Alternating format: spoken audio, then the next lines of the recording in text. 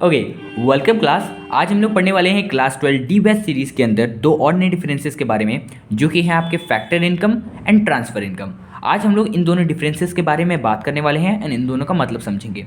ये D batch series में मैं आप सभी को क्लास 12 के 4 सब्जेक्ट यानी अकाउंट, बिजनेस, इकोनॉमिक्स और आईपी, इन चारों सब्जेक्ट के सारे डिफरेंस जो कि इंपॉर्टेंट है उन सभी को कवर करने की कोशिश कर रहा हूँ, जिनके लिए मैंने प्लेलिस्ट चैनल पर बना रखी है। आप लोग वहाँ जाके डाउनलोड कर सकते हो। क्लास 12 डी बैच कॉमर्स नाम से एक प्लेलिस्ट है, उसको आप लोग डाउनलोड कर सकते हो। वहाँ पे सारी की सारी वीडियो आप सभी को सीक्वेंस में मिल जाएगी। ओके, एंड ये सारे नोट्स आप सभी को चाहिए तो टेलीग्राम चैनल ज्वाइन कर सकते हो। वहाँ पे आप सभी को सारे के सारे नोट्स मिल जाएंगे, लिंक इन डिस्क्रिप्शन। अगर फिर भी आप सभी को नोट्स नहीं मिलता है तो कमेंट सेक्शन में एक बार कमेंट करके बता देना, मैं दोबारा से रीअपलोड कर दूंगा। अदरवाइज आप लोग अपनी भी कॉपी में, हार्ड कॉपी में इसको नोट कर सकते हो। ओके, अब वीडियो को शुरू करते हैं।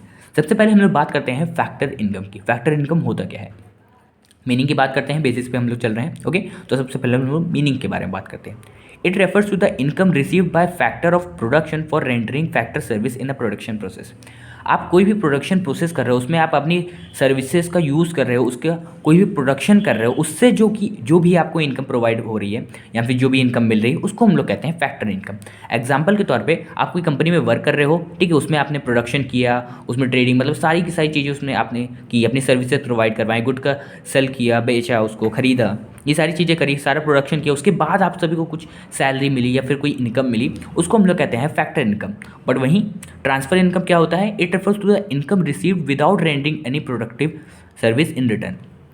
यानी कोई भी इनकम आपको मिल रही है, मान लो आपको 100 रुपये मिले, ठीक है, बट उसको कमाने के लिए आपने ना ही कोई अपनी सर्विसेज लगाई, ना ही कोई प्रोडक्शन किया, तो वो सारी जितने भी इनकम रहेंगे उनको हम लोग कहेंगे ट्रांसफर इनकम्स। ओके, अब हम बात करते हैं नेशनल इनकम की।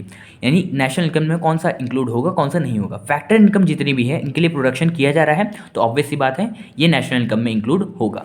बट वहीं ट्रांसफर इनकम में कोई भी प्रोडक्शन नहीं किया जा रहा है, इसलिए ये नेशनल इनकम में इंक्लूड नहीं होगा। फैक्टर इनकम का कॉन्सेप्ट कैसा है, फैक्टर इनकम का कॉन्सेप्ट अर्निंग कॉन्सेप्ट है, बिकॉज आप प्रोडक्शन करके पैसा कमा रहे हो। बट ट्रांसफर इनकम का जो कॉन्सेप्ट है वो रिसिप्ट कॉन्सेप्ट है, यानी रिसीव बस मिल जाता है, इसमें आपने कोई प्रोडक्शन नहीं किया रहता है। Okay, last but not the least example के बारे में बात करते हैं। फैक्टर इनकम्स के जो एग्जांपल्स होंगे वो होंगे rent, wages, interest, profits etcetera, ठीक है, ये सारे इसके एग्जांपल हो जाएंगे। वहीं पे ट्रांसफ़र इनकम के कौन कौन से एग्जांपल होंगे, जैसे scholarship, old age pensions etcetera.